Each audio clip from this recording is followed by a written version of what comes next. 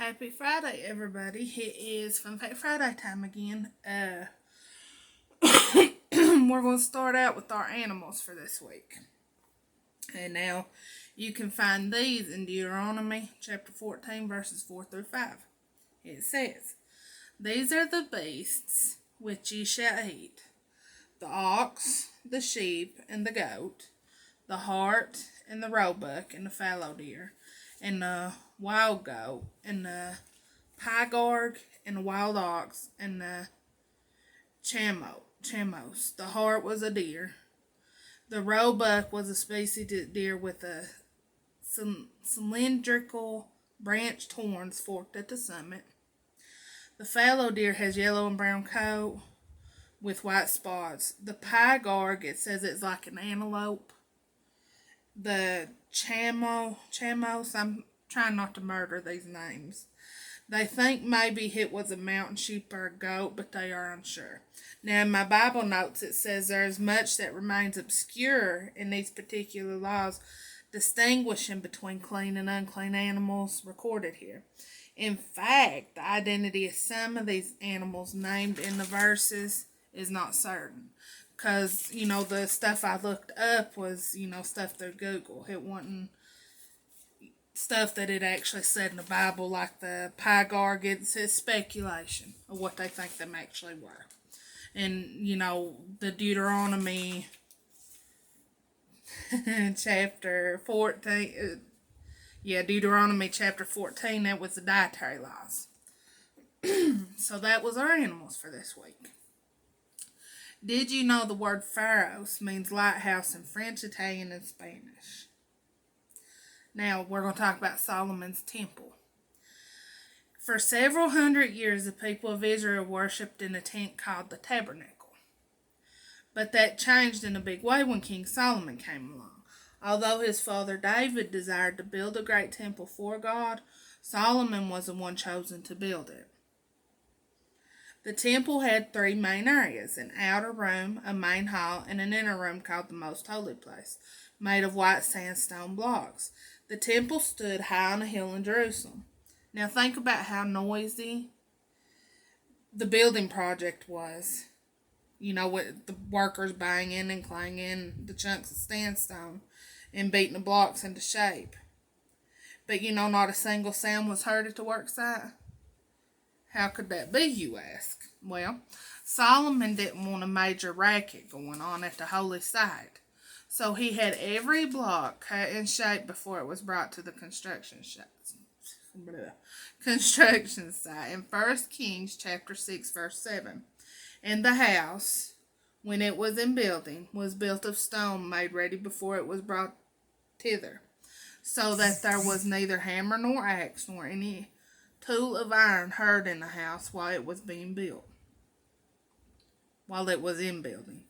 In my Bible notes, it says the reason for this speaks to the way God wants his work done. The temple had to be built with human labor, yet Solomon did not want the sound of anyone's work to dominate the sight of the temple. He wanted to communicate as much as possible that the temple is of God and not of man. It also says he overlaid the whole place with pure gold. In 1 Kings chapter 6, verses 21 through 22, it says, "So Solomon overlaid the house within with pure gold, and he made a partition by the chains of gold before the oracle, and he overlaid it with gold, and the whole house he overlaid with gold, until he had finished all the house. Also, the whole altar that was by the oracle he overlaid with gold. The walls, the floors, everything was overlaid with gold." I thought that was a pretty neat little side note too. Now, did you know that two of the oldest forms of ancient timekeeping were the water clock and the sundial? A water clock, I didn't know this, operated by measuring liquid flowing out of one vessel into another. Now, I knew about the sundial. A sundial was marked with the hours of the day. It measured time by the shadow of the sun cast along a vertical rod called a gnomon. Okay, now on to footwear.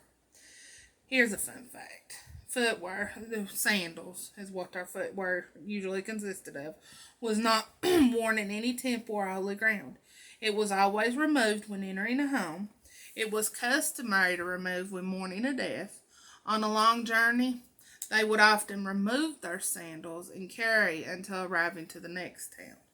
And being barefoot in a town was a sign of poverty. Did you know the name Canaan means land of purple? And the word Trinity is never mentioned in the Bible. I thought that was neat too.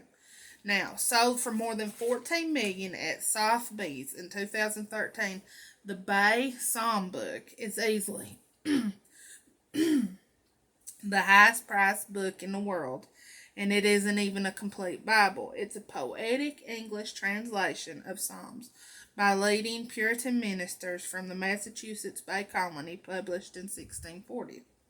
The first book ever printed in what is now the United States, at 47 pages, is worth almost $300,000. Now, this was a fun fact I found very interesting, and I looked it up in Matthew, Mark, and Luke, and each chapter I found pretty much the same answer. Do you know the Bible never technically mentioned it being 3 wise men traveling to visit the baby Jesus? It never mentioned a number. But they assumed it to be 3 because of the 3 gifts that were brought: the gold, the myrrh, and the frankincense. Now you can read this in Matthew, Mark, and Luke.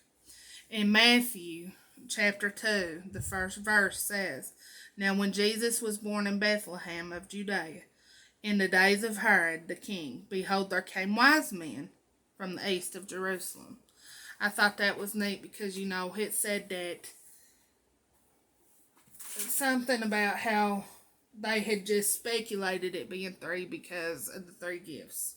But I thought it was neat that it had mentioned that there wasn't mention of 3 wise men like with Jonah. It never mentions a whale, it mentions a big fish.